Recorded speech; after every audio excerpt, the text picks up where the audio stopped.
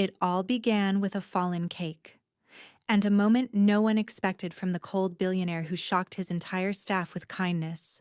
That single act wove Raymond, Elena, and little Maria into a bond none of them saw coming. But that was only the beginning. Because now, deeper truths are rising to the surface. Truths that would test loyalty, and secrets that will not only upend systems but also push every one of them toward a future they never imagined. Will this story find its happy ending, or unravel under the weight of what's coming? Welcome back, dear listener. And if you're new here, welcome to this unfolding tale. You may want to catch up on part 1 of Elena and Raymond's journey. Not a moment there was wasted. Now, let's pick up exactly where we left off. Elena and Maria speeding toward the hospital. Fear gripping Elena's heart while Raymond stands in the driveway, watching them disappear, unaware that everything in his life is about to change forever. Hours later, the medical transport van rumbled softly as it rolled into the Ashborne Estate's long driveway. Elena held Maria against her chest, the child wrapped in a soft blanket provided by the estate's infirmary. Maria slept deeply, breathing steady, color returning to her cheeks little by little. Elena kept brushing hair off Maria's forehead, whispering silent prayers. The moment the van slowed, she lifted her head and saw him. Raymond. He was waiting near the estate entrance, speaking quietly to someone on the phone, watching for the transport van like a man who refused to leave until he saw the child safe. The moment his eyes found Elena through the window, something in his expression eased. Not fully. Raymond Ashton didn't ease, but the lines of tension around his jaw softened. Just slightly. When the vehicle parked, he walked over. Not rushing, not dramatic, but with purpose. He opened the side door himself. "Elena," he said quietly, offering his hand. Her heart jumped. She placed her hand in his, letting him help her down with Maria still in her arms.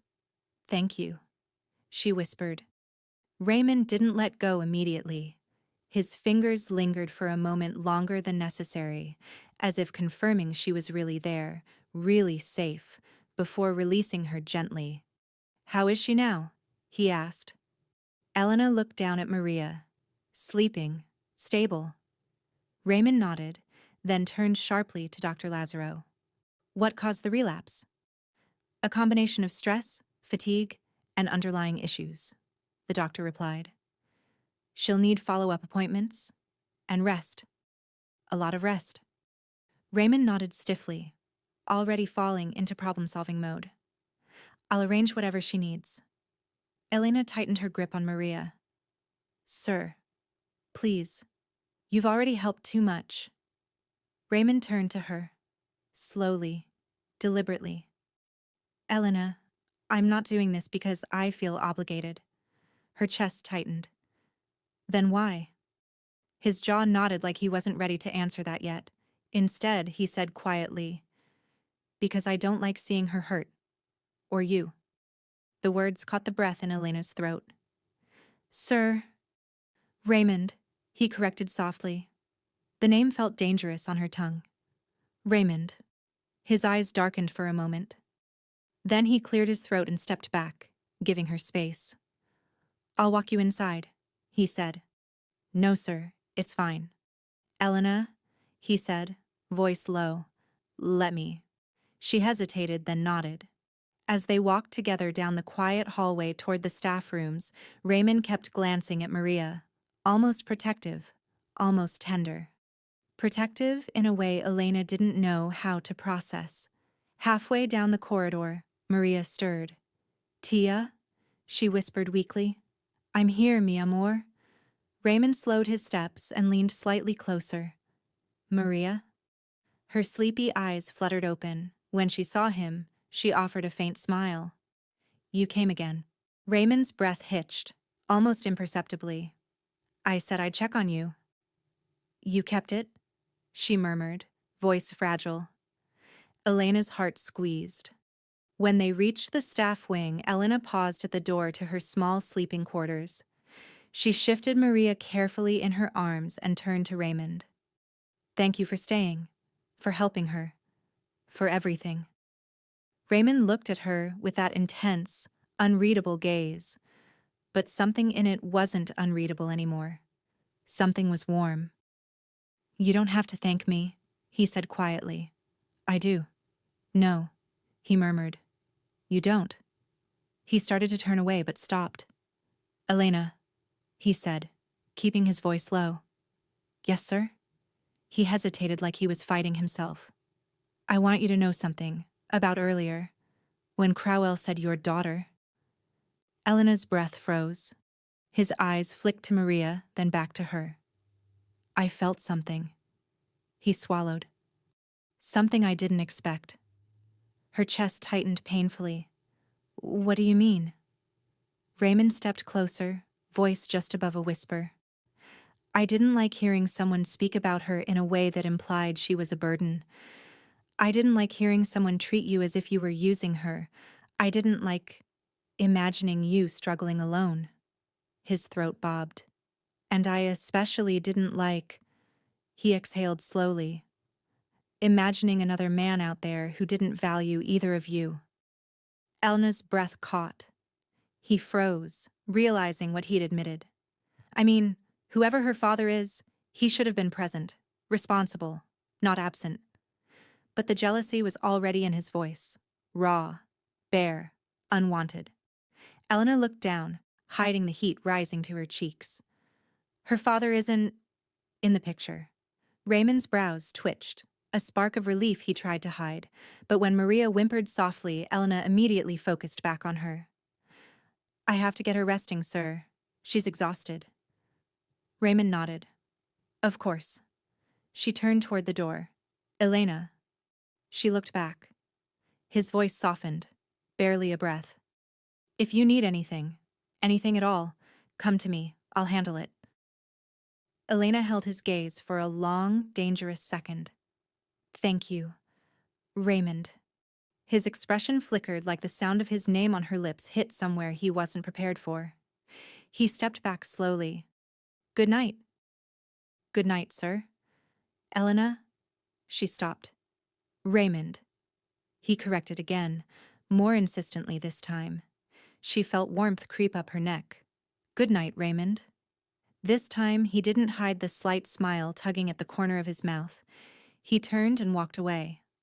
And Elena watched him, long after he disappeared around the corner, unable to stop the bloom of something she wasn't ready to name. The next day moved with a strange energy, quiet but charged, like something simmered beneath the walls of Ashborne Estate.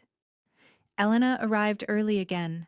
She wanted to slip through her duties quietly, keep her head down, avoid Mrs. Crowell at all costs.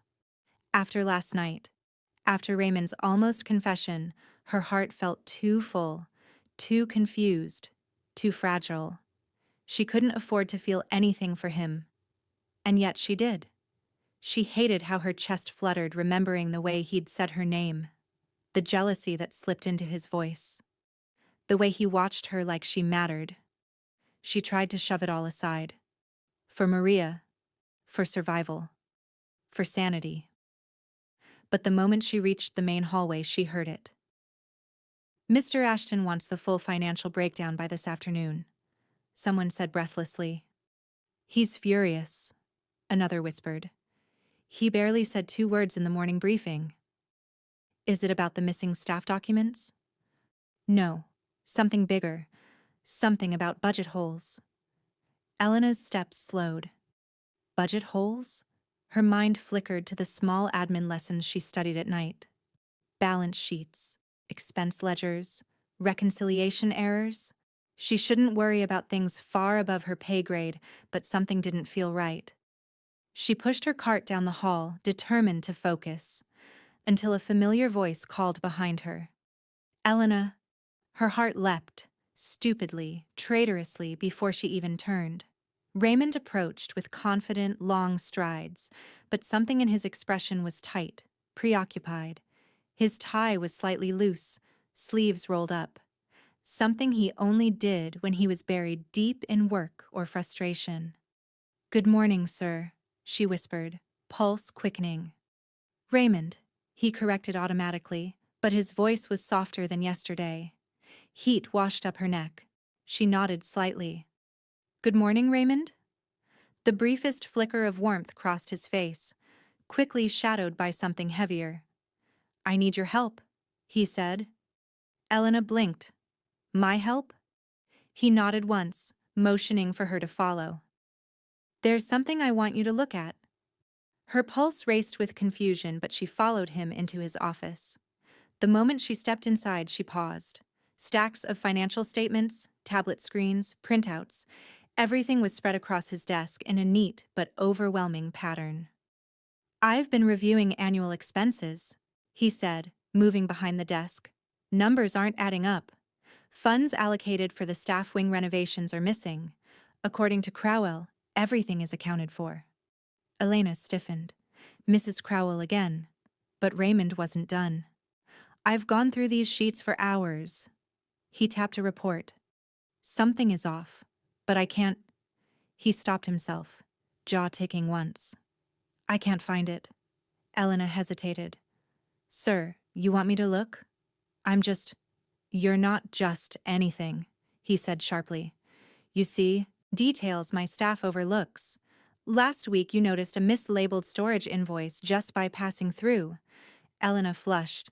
I only pointed it out because it was obvious." "It wasn't obvious to the 3 trained administrators who missed it," he replied bluntly. She swallowed. "Still, I shouldn't touch your financial—" "Elena."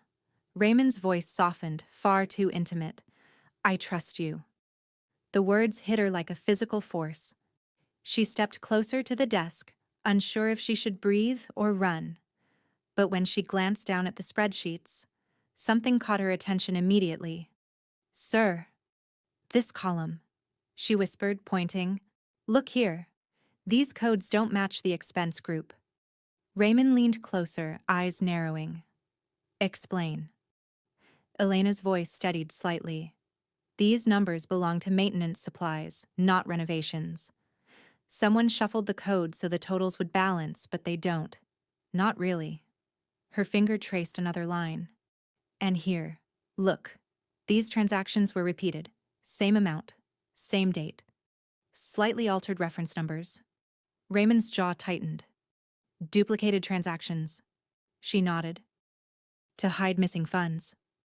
He stared at her, something shifting behind his eyes. "Elena, this is intentional. Someone is stealing." Her chest tightened. "Sir, I think so." He exhaled harshly, stepping back, running a hand through his hair. "Crowell oversees these reports." Elena's breath stilled. Everything made sense now. The missing training files, the sabotage, the hostility, the lies. Raymond turned slowly toward Elena, something dark, protective, and dangerous sharpening in his gaze. "She tried to sabotage you because you were getting too close to the truth." Elena shook her head quickly. "Sir, please don't jump to conclusions." "I'm not jumping. I'm seeing clearly." He stepped closer. "Elena, she tried to destroy your chances at advancement. She made you doubt yourself. She mistreated you. And now she's stealing from this estate." Elena bit her lip, voice trembling. What will you do?" His answer was immediate. "End it." Her eyes widened. Raymond walked toward the door but paused. "Elena?" She looked up. "You did that in 5 minutes." His voice was both proud and stunned. 5 minutes of glancing. You're wasted in housekeeping." Elena felt something warm bloom in her chest. I just noticed patterns." "You're brilliant," he said without hesitation. "And I need you to trust your instincts from now on." Her breath wavered. "Sir." His voice dropped lower. "And Elena?" "Yes." He exhaled slowly. "Yesterday, I thought I was imagining it. Today, I'm not." Her heartbeat stuttered. He didn't clarify, didn't finish the sentence. But the weight of what he meant settled between them. Before she could respond, raised voices echoed from down the hall. "Sir!" A staff member rushed in. "Mrs. Crowell is demanding to speak with you. She looks furious." Raymond straightened, expression turning to ice. "Good," he said coldly. "Send her in." Elena's pulse quickened, because this wasn't just a confrontation. This was the beginning of the fallout. And nothing would be the same after today. The footsteps came before the door burst open. Mrs. Crowell swept into the office with the force of a storm barely contained by skin and bone. Her eyes flicked from Raymond, cold and controlled, to Elena, who stood near the corner clutching her cleaning cloth like a shield. "So," Mrs. Crowell said sharply, "you've summoned me." Raymond didn't rise from behind his desk. He didn't need to. His presence alone made the air tighten. "I did," he replied evenly. "We have something to discuss." Her painted smile returned, brittle and trembling. "Of course, sir, though I must say, the timing is—" "Sit." The word cracked like a whip. Mrs. Crowell sank into the chair in front of his desk, stiff and affronted. Elena stayed where she was, silent, trying to make herself invisible. Raymond placed a thin stack of printed reports on the desk. "Explain these." Mrs. Crowell blinked rapidly. "Sir, I don't know what those are." "They're expense documents," Raymond said coolly. "Ones you signed." Her face paled. Raymond flipped the pages slowly, methodically. Duplicate transactions, altered reference codes, falsified expense groupings, all under your oversight. I didn't. Do not lie to me." The calmness in his voice frightened even Elena. Mrs. Crowell swallowed. "Sir, these aren't. I mean, perhaps the maintenance manager." Elena noticed the discrepancies. He cut in. The room froze. Mrs. Crowell slowly turned her head, eyes narrowing into knives. She noticed. Raymond didn't soften. In less than 5 minutes. Elena shifted uncomfortably as the attention pinned her like a butterfly to a board. "Sir, I only pointed out something odd. I could be mistaken." "You aren't," he said without hesitation. The certainty in his voice stole her breath. Mrs. Crowell's jaw tightened. "Sir, with respect, she is a housemaid. She shouldn't even be touching financial documents. And yet, she caught what you didn't." Elena's heart pounded.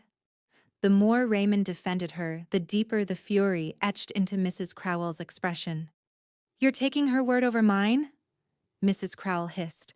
"I'm taking facts over excuses." The silence that followed was suffocating. Raymond leaned forward slightly. "You removed documents from Elena's file, sabotaged her advancement, lied about supply theft, and now you've been covering up missing funds." Elena flinched hearing her name attached to so many accusations, proof of what Crowell had been doing behind the scenes. Mrs. Crowell shot to her feet. "I have served this estate for 8 years. "Then you should have known better," Raymond said, rising slowly. "Pack your things." Elena gasped softly. She hadn't expected it to be so swift, so final. Mrs. Crowell paled. "Sir, you're dismissed." The words cracked like the breaking of a spine. Mrs. Crowell trembled, then turned her fury on Elena. "You little—" "Finish that sentence," Raymond said quietly, "and I will have security escort you off the property." Mrs. Crowell's mouth snapped shut. A breathless, bitter moment passed before she stormed out with trembling rage, slamming the door behind her. The moment she was gone, Elena's knees weakened. "Sir, Raymond, she's going to think I—" "She's gone," he said firmly. "She can think whatever she likes." Elena's voice cracked. "But you did that because of me." "No." He stepped closer. "I did it because she was corrupt, and because I should have seen it sooner." Elena looked away, wiping a tear quickly before it fell. Raymond hesitated. Then, cautiously, he reached out and touched her shoulder. His hand was warm, steady. "You don't deserve what she put you through," he said quietly. Elena shook her head. "You shouldn't involve yourself in my problems." "It's too late for that." Her breath stilled. He realized how it sounded and cleared his throat. "I mean, too late not to intervene, as your employer."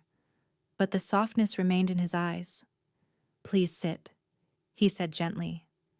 She obeyed, sinking into the chair opposite him.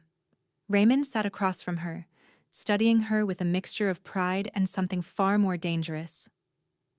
"Elena," he began, "do you understand what you uncovered today?" She lowered her gaze. "Just some incorrect entries." "No," he said. "Embezzlement, theft, a security breach." Elena's stomach twisted. "I didn't mean to get involved in something like that." "But you did," he said, "and you handled it better than trained staff." She bit her lip. "I didn't do it for recognition." His eyes softened. "I know." He paused.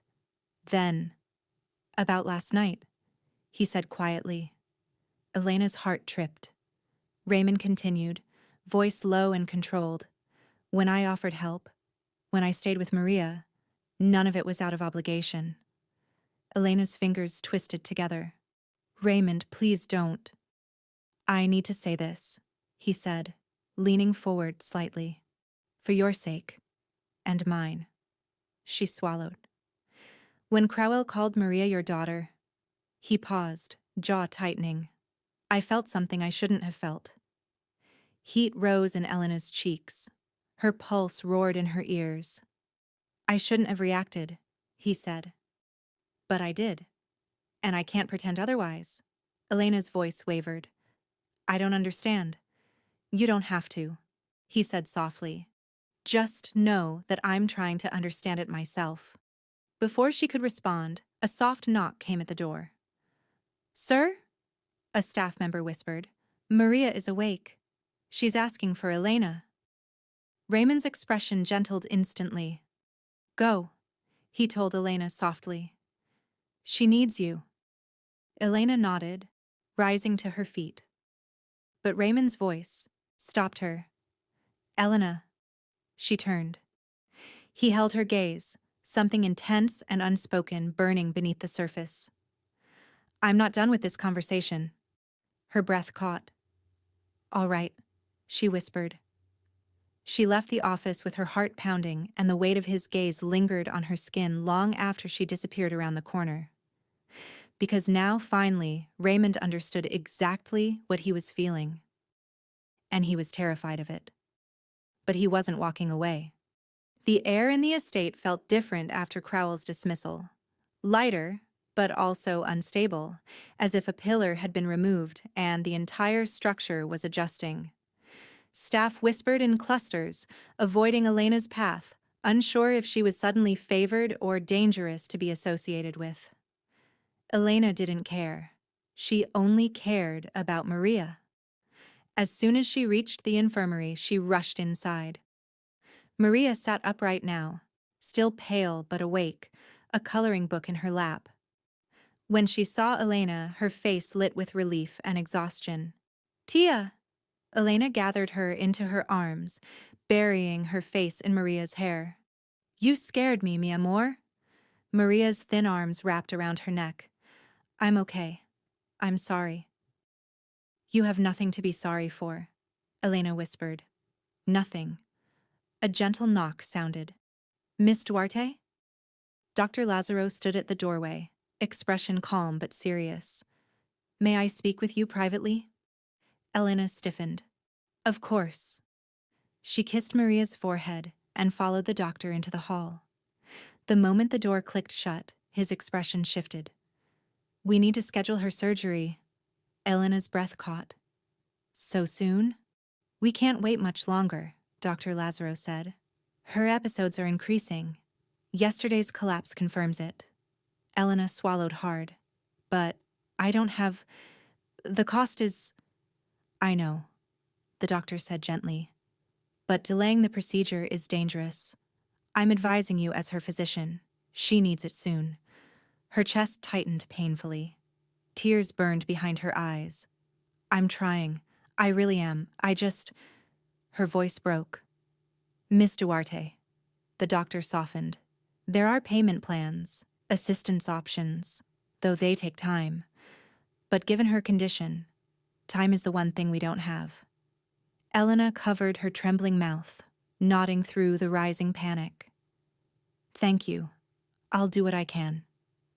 As the doctor left, she leaned back against the wall, breathing in short, painful bursts. I can't lose her. I can't. I can't. Her legs almost gave out. Elena? She jolted. Raymond stood a few feet away, sleeves rolled, tie loosened, clearly en route somewhere else, but stopped the instant he saw her tears. He took a step closer, voice low. What happened? Elena shook her head, wiping at her cheeks. Please, sir, it's nothing. Just a long day. Elena, he said softly, look at me. She hesitated, then lifted her gaze. One glance and his expression hardened. It's her condition, isn't it? She swallowed. The doctor said she needs surgery soon. I can't afford it right now. Raymond's jaw tensed, real fear flickering across his features. Not annoyance, not pity. Fear. Elena. His voice dropped, rough. You should have told me. Sir. Raymond, I didn't want to burden you. You're not a burden, he said sharply. Then gentler. Neither is she. She looked away, ashamed. I can't let you handle everything. People will think I'm taking advantage of you. He stepped closer, so close her breath caught. Let them think what they want. I don't care. Raymond, I do. He cut in. And I'm paying for her surgery. Her breath fractured. No, I can't let you. This isn't charity, he said firmly. It's a decision. Mine. Please, she whispered, shaking her head. I can't owe you something that big. His voice softened dangerously. It's not a debt. It's me not watching a child suffer when I can stop it. Her tears spilled again, quiet, helpless. Raymond hesitated, then lifted his hand slowly, as if afraid she'd pull away. He thumbed a tear from her cheek, voice barely a whisper. Let me help her. Let me help you. Elena closed her eyes, breath trembling, but she didn't move away. For a moment they stood suspended in a quiet, painful tenderness neither knew how to navigate.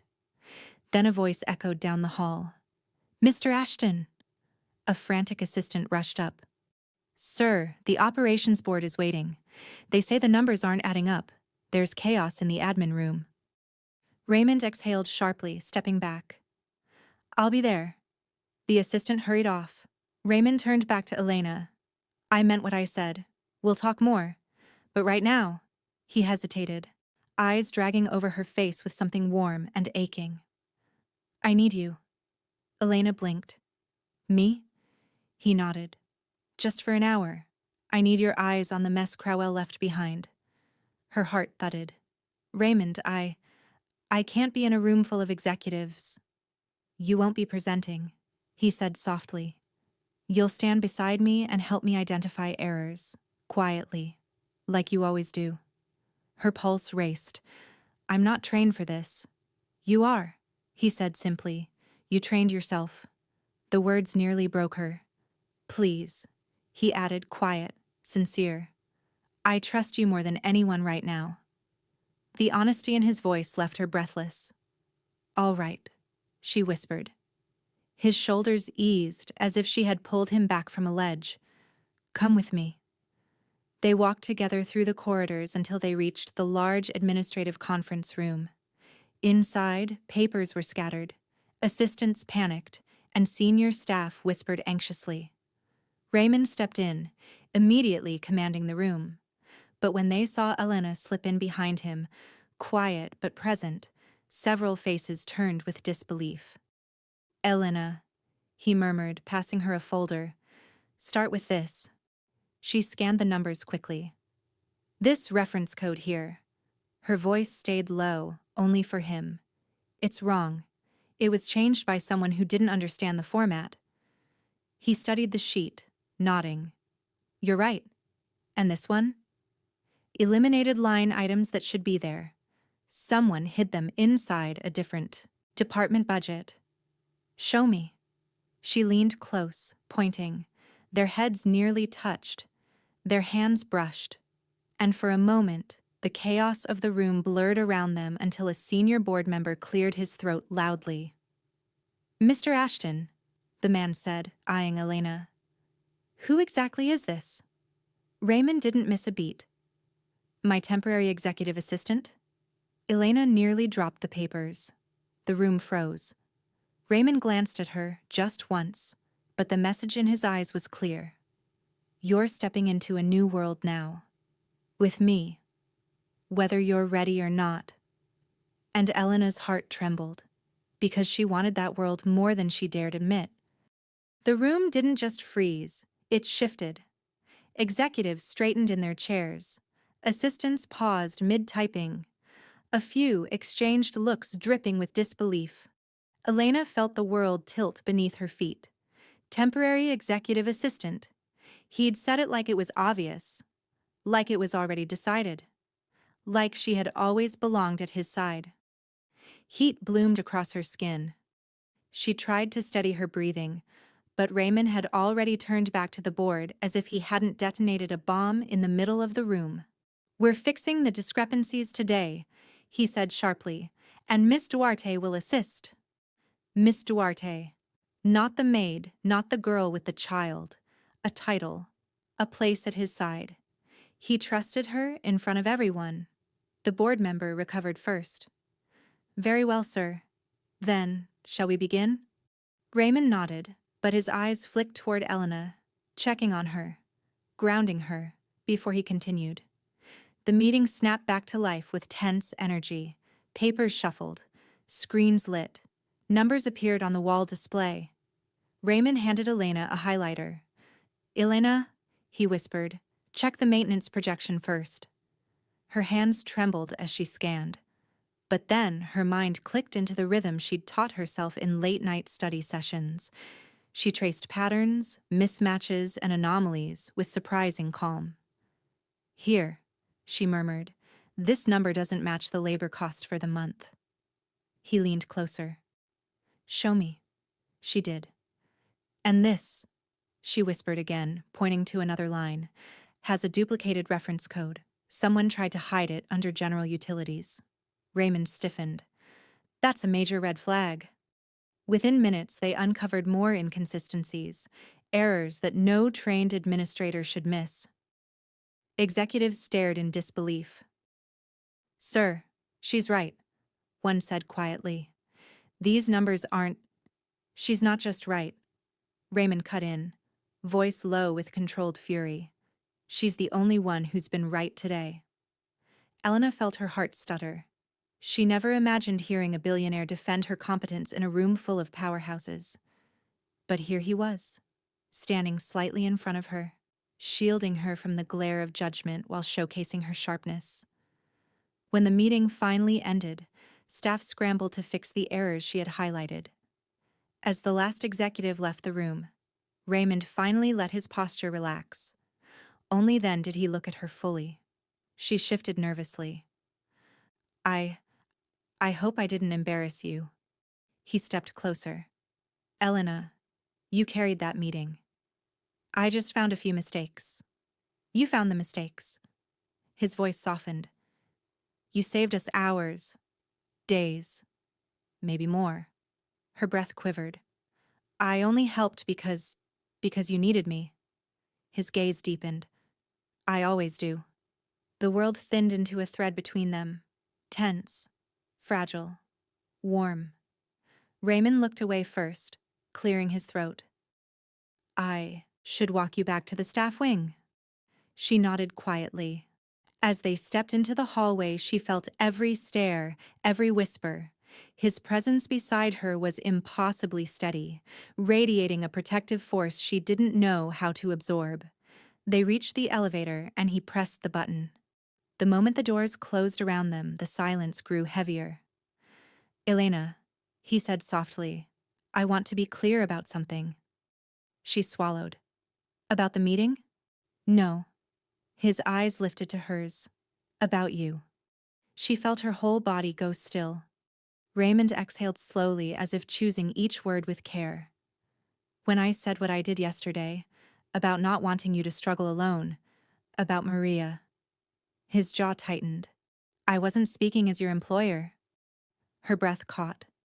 The elevator hummed downward, dim lights reflecting in his eyes filled with something she wasn't prepared to see. He continued quietly, "I'm aware this is inappropriate, untimely, complicated, but I need you to understand, my concern for you isn't professional." Her pulse roared in her ears. "Raymond," she whispered, barely able to speak, "I don't expect anything from you." He said softly, "Not gratitude, not agreement. But I can't pretend anymore that I don't." He stopped himself, breathing unevenly. Elena's stomach fluttered nervously. "Why me?" The elevator stopped. He didn't move. "Elena, when I look at you, I see strength I don't have, compassion I forgot existed, and I see a woman who would rather break under a burden than ask for help." Something broke in his voice. "I can't watch you break." Her throat tightened painfully. And then, a faint chime signaled the elevator doors opening, but neither of them moved. "Raymond," she whispered again, "you can't." "I can," he murmured. "And I will." But before she could respond, a shout echoed down the hall. "Miss Duarte!" Elena turned just in time to see a frantic worker rushing toward them. It's Maria!" Elena's heart plummeted. Raymond instantly stepped forward. "What happened?" She fainted again, sir. She's awake now, but she's asking for Elena." Elena didn't wait. She ran. Raymond followed at her heels, fast and silent. They reached the infirmary. Maria sitting upright but trembling, clutching her blanket.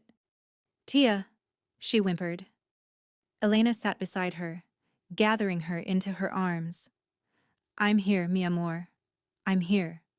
Raymond hovered near the bed, chest rising sharply as he watched. His temples tightened. This child's pain did something to him he couldn't hide. "Dr. Lazaro is on his way," a nurse said. But Maria's small fingers reached for Raymond. "Mr. Ashton," she whispered, voice weak. "Don't leave." Raymond froze, struck. Elena looked at him, breath trembling. In that suspended moment, something between them solidified. He stepped closer. "I'm right here." Maria relaxed slightly. Elena watched him, really watched him, and her chest tightened with something deep, terrifying, warm. This man wasn't helping out of pity, or obligation, or guilt. Something else drove him, something neither of them dared name yet, but it was growing, and quickly. Outside the infirmary, staff whispered. Inside, the three of them formed a fragile circle of warmth, and Elena realized Raymond wasn't stepping away. He was stepping in, even if it changed everything. The infirmary grew quieter with each passing minute. Maria's brief fainting spell had stabilized again, but the doctor warned that her body was under strain. Too much strain. Every episode chipped away at Elena's fragile composure until it felt like she was held together by thin threads. Maria slept now, curled beneath warm blankets. Elena sat rigidly beside her, staring at the small chest rising and falling, far too quickly, then a little too slowly. She reached out, brushing stray curls from Maria's damp forehead. A tremor ran through her hand. "Mi amor," she whispered shakily, "you can't keep scaring me like this." Her voice cracked. She glanced around. The nurse had stepped out. Raymond had been called away briefly by a board member, and for the first time since yesterday, she was alone. Completely alone. The terror she'd been holding back surged painfully to the surface. She pressed both hands to her mouth, trying to hide the sob forming in her throat. But the moment it escaped, her body folded in on itself. A sharp, small cry. Then another. Then a flood. "Please," she whispered into her palms. "Please don't take her from me. I can't lose her too." Her shoulders shook violently. "I'm doing everything I can," she choked out. "I'm trying so hard, Mama. I'm trying to take care of her like I promised my sister, but it's never enough. I'm never enough." Her words trembled in the quiet room. "I keep working, studying, hoping, but things keep breaking. I keep breaking." She leaned forward, forehead resting against Maria's small arm as tears soaked the blanket. "I'm failing," she whispered. "I'm failing her." Each word splintered something deeper. Her breath grew shallow. She wrapped her arms around herself as if trying to keep the pieces from falling apart. She didn't notice the door quietly opening down the hall. Didn't see the tall figure approaching again. Footsteps silent but urgent. Raymond had wrapped up the conversation as quickly as possible, anxious to return. He hadn't expected to hear anything, but he froze just outside the doorway, because Elena's voice, broken, trembling, reached him clear as glass. "I don't belong here," she whispered shakily. "I never have. People hate me. They blame me. They think I'm using her, taking advantage of him." Her breath hitched again. "And maybe they're right. Maybe I don't deserve help. Maybe I'm just—" Her voice cracked on the last word. "A burden." Raymond's entire body stiffened. A punch to the chest. A cold rush of disbelief. Then something dark and furious rising sharply. He stepped closer, but stopped when Elena began singing softly, through tears. The same lullaby he'd heard her hum days ago. It sounded similar to the one Aiden had loved. "Duerme, mi cielo. La luna te ve." Her voice trembled, soft and broken. "Cierra los ojitos. Yo te cuidaré." Raymond's breath caught painfully. The sound of that lullaby, fragile and aching, twisted deep into an old wound he thought was sealed. He hadn't expected to feel so much. Not again. Not like this. He leaned closer to the doorway, gripping the frame so tightly his knuckles whitened. Elena's voice wavered as she stroked Maria's small hand. "I'm here, mi amor. I'll always be here, even if everything else falls apart." Her tears dripped onto the sheets. "And even if no one ever sees me," she whispered, "I'll still choose you." Raymond's chest squeezed. Hard. He'd seen Elena strong, determined, silent and enduring. But this was her breaking. And she'd been hiding it from everyone, including him. He couldn't breathe. Not properly. Something inside him was fighting to push forward, to go to her, to tell her she wasn't alone, that she wasn't a burden, that she was stronger than she knew. But he stayed in the doorway for one moment longer, because she wasn't done. Her voice dropped into a whisper filled with years of exhaustion. "I'm scared," she breathed. "I'm so scared. Every day I pretend I can handle this life, but I can't. Not anymore. I feel like I'm drowning." Another sob escaped her, a sound that shattered something inside him.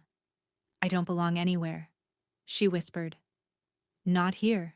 Not in the admin world. Not in his world. Certainly not in his world." Raymond swallowed hard, something sharp twisting in his chest. His world.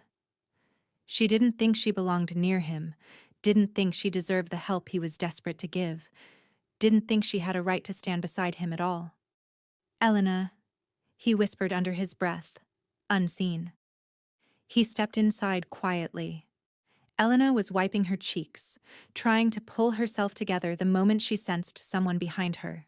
She flinched and turned sharply. "Raymond?" she gasped, eyes wide and wet. He froze when she looked at him. Vulnerable, raw, terrified of what he'd heard. "Elena." His voice was low, pained. You shouldn't have to carry this alone. Her breath trembled.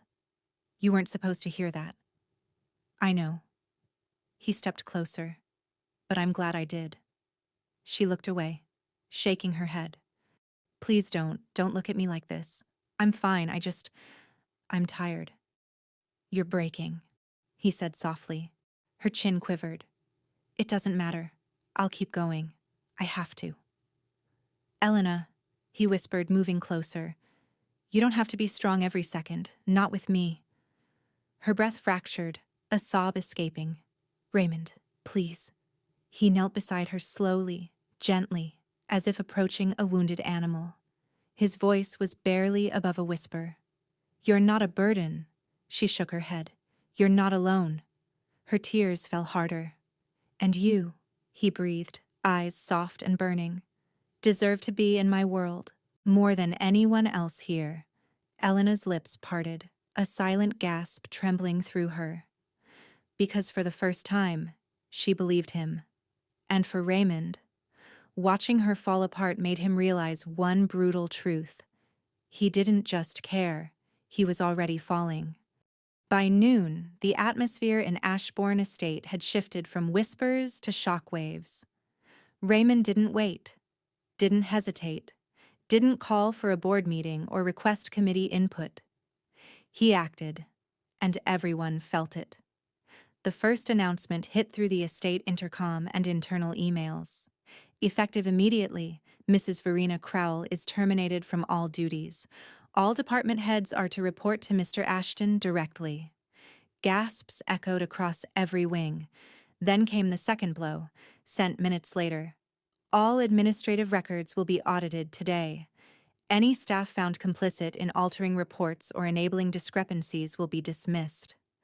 Within an hour, 4 administrative employees were escorted out. 2 for negligence, 2 for covering Crowell's tracks. No debate, no appeals. Raymond's wrath was ice-cold and surgical. By the time he entered the admin floor, every desk was stiff with fear. Elena walked 3 steps behind him, unsure whether to breathe or disappear. She had never seen an entire department freeze at the sight of one man.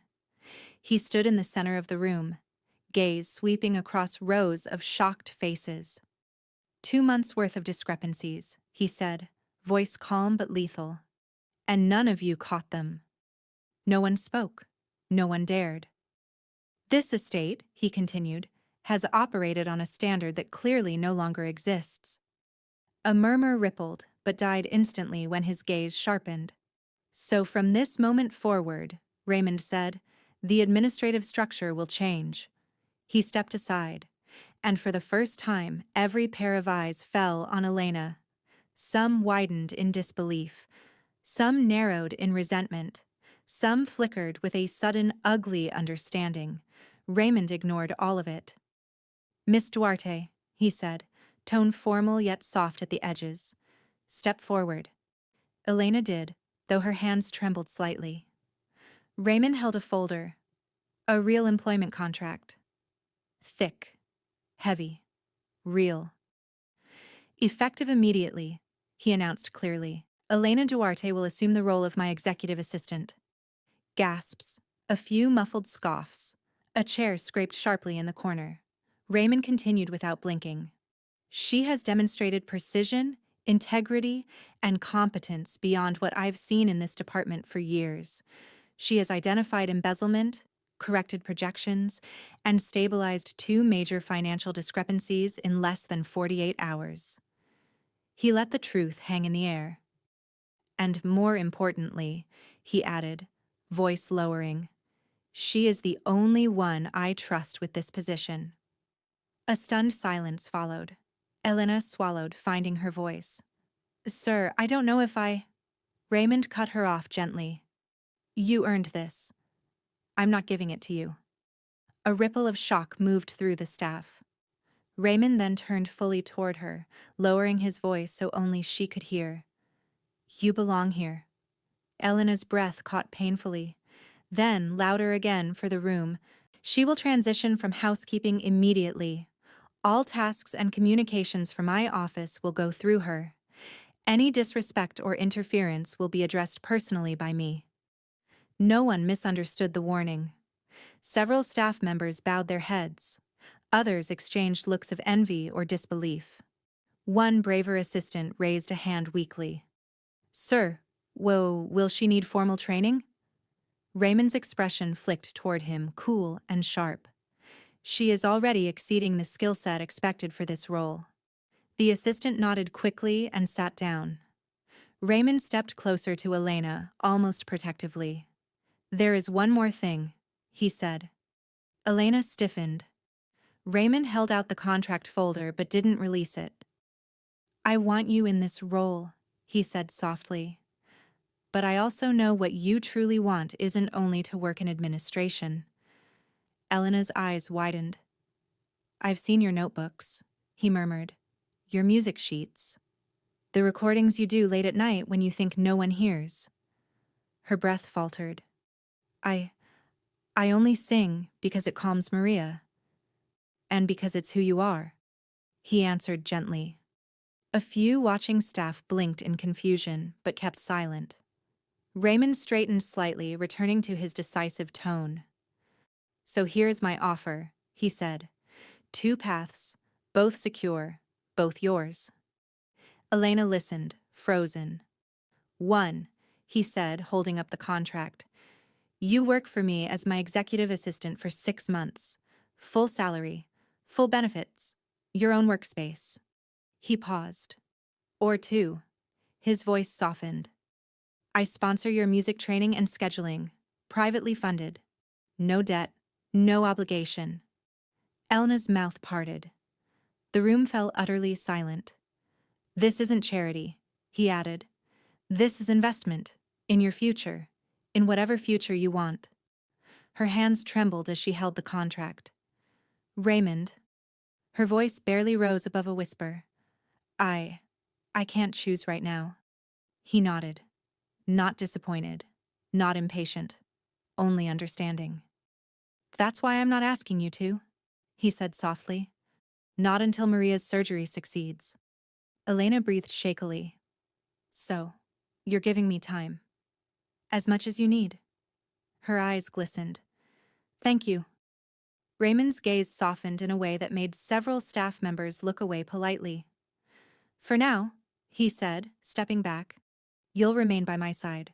Temporarily. Until she's well. Elena nodded. Then, that's what I'll do. Raymond finally released the contract into her hands. And the moment she held it, a quiet, powerful shift settled over the room. The maid had become the one person the billionaire trusted most. And every staff member knew nothing would ever be the same again. 2 days passed like ghosts, quiet, tense, suffocating. Elena barely slept. Every hour that brought them closer to the surgery twisted her stomach tighter. She clung to Maria every chance she got, memorizing every smile, every sleepy whisper, every fragile breath. By dawn on surgery day, she felt hollow. Raymond met her at the hospital entrance, jaw tight, eyes sharper than usual. He didn't try to speak. He simply fell into step beside her, matching her pace, steadying her without touching her. Inside, the surgical wing buzzed softly with activity. Nurses prepared paperwork, softly giving instructions Elena barely heard. Maria clung to her hand, whispering, Tia, will it hurt? Elena forced a smile. Not while you're asleep, mi cielo. Raymond knelt beside the bed, his voice low and warm. You're very brave, Maria. Maria blinked up at him. You'll stay with Tia? His throat bobbed. Yes, I will. The nurse gently placed an oxygen mask on Maria. We're ready. Elena kissed Maria's forehead, lingering as if she could pour all her strength into that one touch. I'm right here, she whispered. I'll be waiting when you wake up. Maria's voice was small. Okay, don't cry, Tia. Elena swallowed a sob. I won't. I promise. Raymond placed a hand on her back. Not intrusive, just there. Solid. Real. When the doors closed and Maria disappeared into the operating room, Elena's knees gave out. Raymond caught her instantly. "Elena, sit." "I'm fine," she choked, trembling violently. "You're not," he said softly. "Let me help." She let herself sink into the waiting room chair, palms pressed to her eyes. Hours stretched painfully. Every minute felt like a lifetime. Raymond never left her side. Not once. He stood, sat, paced, brought her water, forced her to breathe when she forgot to. But mostly, he just watched her with an aching helplessness he didn't bother to hide. "Why isn't anyone coming out?" Elena whispered after what felt like ages. "Surgery like this takes time," Raymond murmured. "But what if—" "Elena." He moved closer. "She's in the best hands. I made sure of it." His calm steadied her, but only barely. Finally, the doors swung open. Dr. Lazaro stepped out, mask pulled down, exhaustion lining his eyes. Elena jumped to her feet. "Doctor, please." "The surgery went well," he said gently. Elena's breath collapsed in one violent sob. Her hands flew to her mouth. Raymond shut his eyes for a second, chest rising sharply in relief. "She's stable," the doctor continued. "She'll wake soon." Elena broke. She didn't even try to stop it. Tears streamed down her cheeks as her legs gave out a second time, but Raymond was already reaching for her. "Elena, come here." She fell into him without thinking. His arms wrapped around her, strong and grounding, holding her like she was something precious. She clutched the front of his shirt, sobbing into his chest. I thought I was going to lose her." "You didn't," he whispered roughly into her hair. "She's safe. She's here." Elena shook, letting every fear she'd bottled up crash out of her. Raymond's hand cupped the back of her head, his other arm firm around her waist. He didn't let go. He didn't look away. He held her through every trembling breath. When her sobs softened, he eased back, brushing tears from her cheek with his thumb. "Elena, look at me." She lifted her eyes, raw and red. "She's safe," he murmured again. "You're safe." Her lip trembled. "Thank you for everything. I couldn't have—" "You don't owe me anything," he said quietly. "Not now. Not ever." Before she could answer, Dr. Lazaro cleared his throat softly. "Mr. Ashton, a word, please?" Raymond nodded. "Elena, I'll be right here." He stepped aside with the doctor, expression tightening immediately. Dr. Lazaro spoke quietly, but not quietly enough. "There's something unusual in her chart," he said, glancing at the clipboard. "Maria needed a transfusion. We typed her blood to ensure compatibility." Raymond nodded. "And?" "Well, when I cross-checked her emergency file, I noticed Miss Duarte listed as the mother, but her blood type doesn't match Maria's. Not even close." Raymond went still, cold, sharp, understanding dawning like lightning. Dr. Lazaro continued. "A mother and child can differ, but this mismatch is impossible genetically. I only mention it because the paperwork needs to be corrected." Raymond's pulse thudded once. Hard. Not her daughter. The words landed like an earthquake, the jealousy, the fear, the ache he felt every time someone mentioned some imagined man in her past. All of it hit him at once. "Elena isn't," he whispered. "She isn't the biological mother," Dr. Lazaro confirmed gently. Raymond nodded slowly, trying to maintain composure as the truth rearranged everything he thought he knew. When he returned to the waiting room, Elena stood by the window, wiping her face, trying to pull herself together. She looked small, fragile, trying to be strong again. He approached slowly. "Elena?" he said softly. She turned. "Is something wrong?"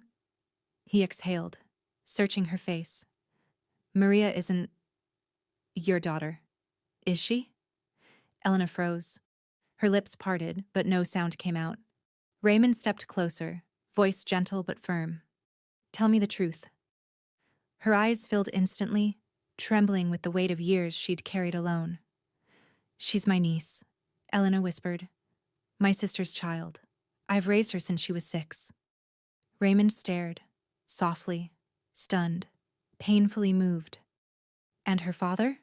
He asked quietly. Elena's breath hitched. Gone. Completely gone. He closed the eye. Distance between them. Voice raw. You've been carrying this alone all this time? Her tears spilled. I didn't want pity. I didn't want people to think less of her. Or of me. Raymond's jaw loosened, something breaking open inside him. Elena, he whispered. He reached for her hand. This time she didn't pull away, because he finally understood the truth. And he wasn't going anywhere. Elena's breath trembled as Raymond's hand closed around hers, not demanding, not prying, just steady and painfully gentle.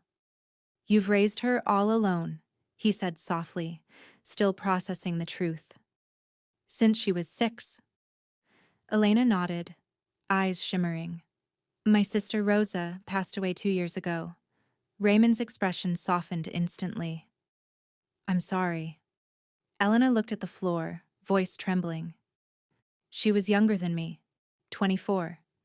She worked 2 jobs, barely slept. One night she collapsed walking home. Her throat tightened. By the time they got her to the hospital, it was too late. A tear slipped down her cheek.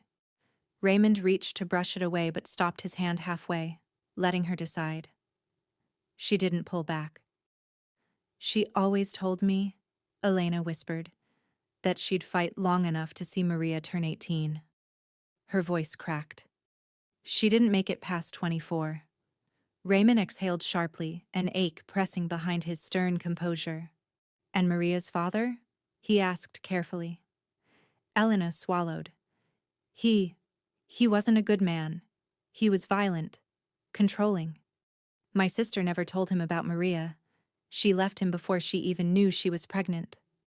Raymond's jaw tightened, fury flickering. He found out years later, she said.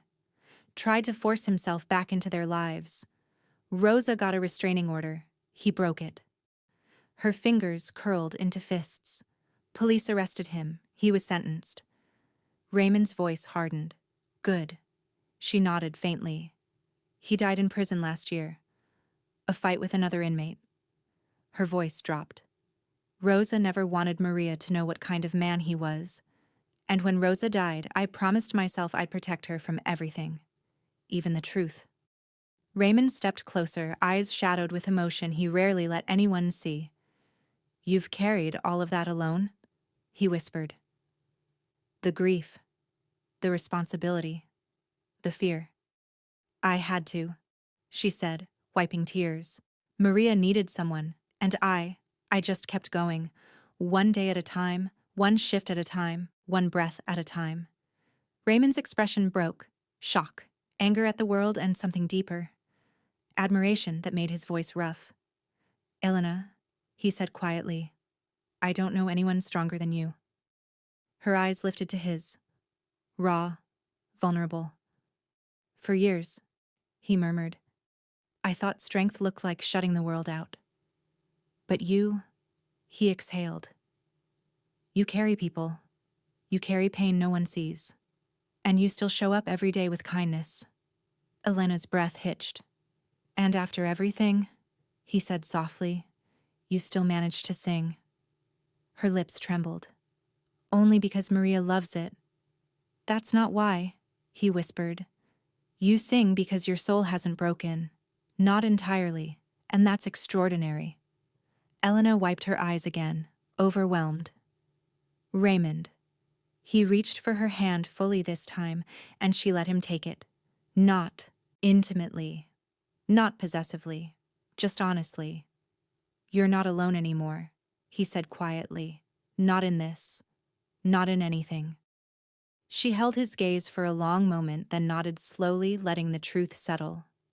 He squeezed her hand once, solid, steady, and for the first time in years, Elena didn't feel like she was holding the world by herself.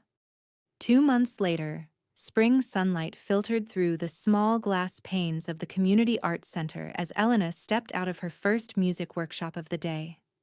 Her portfolio was tucked under one arm. Notes, warm-ups, sheet music scribbled with new annotations. Her life didn't feel heavy anymore. It felt possible.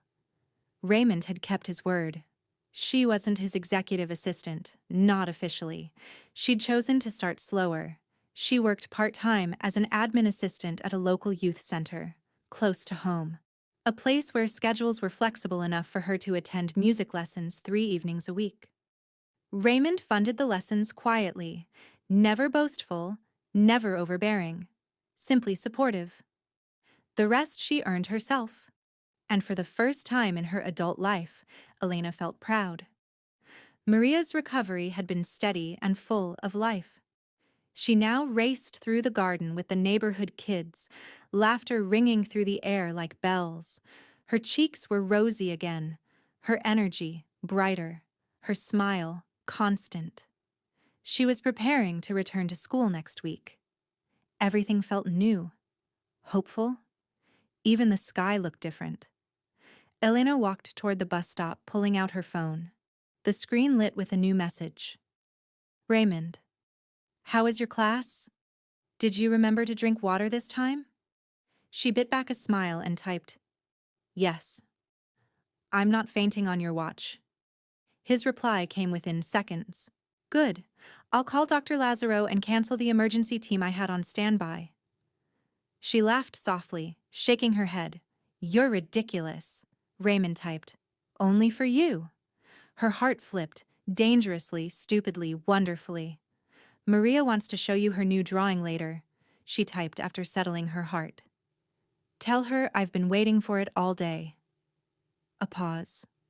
Then another message. And tell your aunt. I'd like to see her too. Elena's breath caught.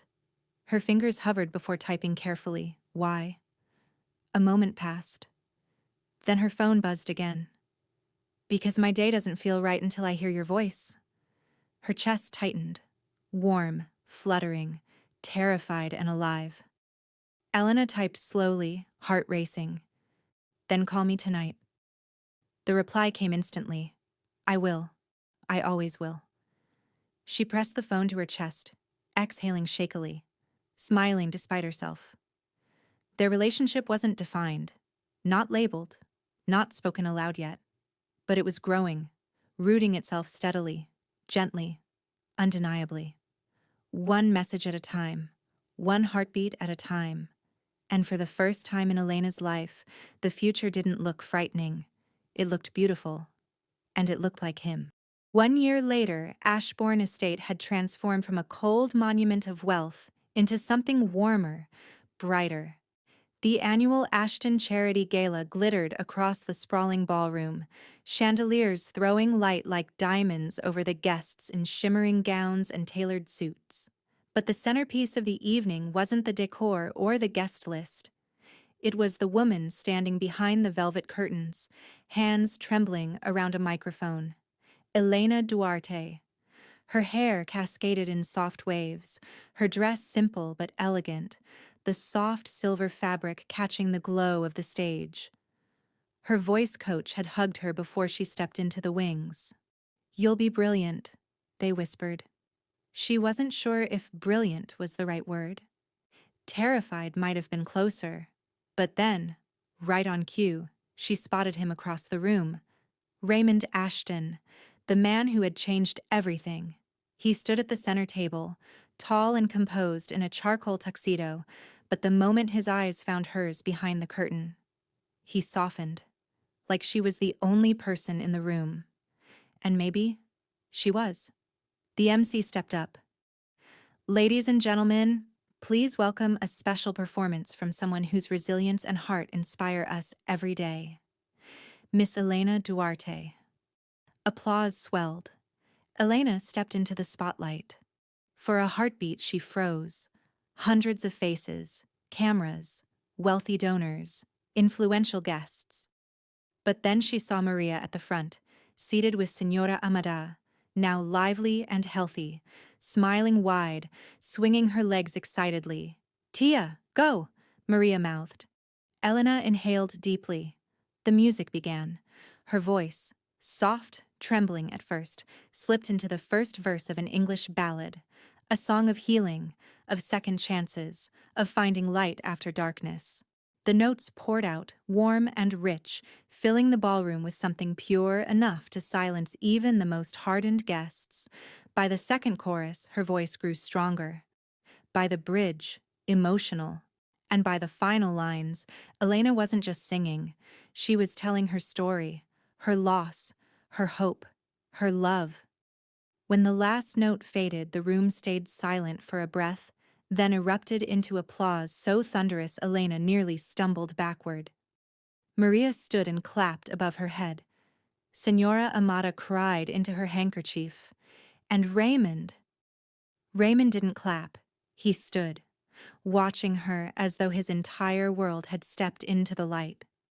The applause quieted when he walked toward the stage. Confused murmurs rippled through the room. Elena blinked. "Raymond?" He stepped onto the stage, joining her beneath the chandelier glow. His eyes shone, not with nerves, not with fear, but with something certain and overflowing. He took her hand. "Elena," he said, voice carrying through the sound system without a microphone. "I should have planned this speech, rehearsed it, done it perfectly." The audience chuckled softly. "But the truth is—" He looked at her, not away. "The moment I saw you step into this light, looking like my entire future, I knew I just had to say it the second I felt it." Her breath trembled. He reached into his jacket pocket slowly. "Elena Duarte, calling you my girlfriend for the past 8 months has been wonderful," he said, voice warm but unsteady. "But I want more." Gasps fluttered through the crowd. He lowered to one knee. Elena's hand flew to her mouth. Raymond looked up at her with raw, open emotion. "You and Maria walked into my life and changed every corner of it. You made this home warmer. You made me better. And every day since, I've woken up wanting to give you both a world that feels safe, a world you deserve." Her eyes filled instantly. "Elena," he whispered, "I want to build a family with you. I want to protect your dreams and watch you chase them. I want to love you every day in every way I can." His voice softened. "Only for her. Marry me." A single, fragile silence stretched across the ballroom. Then, "Yes," she breathed. The entire room exhaled. "Yes," she said again, louder, tears falling as she covered her mouth. "Yes, Raymond, yes." He rose swiftly, wrapping her into his arms. Cheers erupted. Cameras flashed. Maria squealed and ran up to the stage as guests laughed through happy tears. Raymond kissed Elena's forehead, holding her tightly. Maria grabbed their joined hands. "We're a family," she shouted proudly. Raymond crouched, pulling Maria into his other arm, holding both of his girls against him. "Always," he whispered, "always." Weeks later, the Ashborne mansion no longer felt cold or hollow. Sunlight streamed through open windows. Warm laughter echoed in the halls. Fresh flowers filled every room because Elena loved them, and Raymond loved giving them to her. Maria ran around the garden, chasing butterflies, healthy and bright and whole again. Elena watched her from the porch, a soft smile on her face as she adjusted the sheet music in her lap. She was studying, growing, preparing for her first official performance as a trained vocalist. Raymond stepped behind her, wrapping his arms around her waist, head resting gently on her shoulder. "You're smiling," he murmured. "I'm happy," she whispered. "Good." He kissed her cheek. "You deserve it." Maria shouted, "Tia, Raymond, look, I caught one." Raymond chuckled, squeezing Elena closer. For the first time in years, guilt didn't pull at him. The memory of his brother no longer ached, but warmed him. Because now he had a chance to protect a child the way he once wished he could. Elena turned, brushing her lips softly against his. "I love you," she murmured. Raymond's eyes softened completely. "I love you both," he whispered. "My family." The garden glowed in the golden light. Maria laughed freely. Elena leaned into Raymond's embrace. And for the first time, the Ashborne Estate wasn't just a mansion, it was home. The end. If this story touched your heart, don't forget to like it, comment, share, and subscribe for more moving, transformational, and lovely stories. See you in the next story.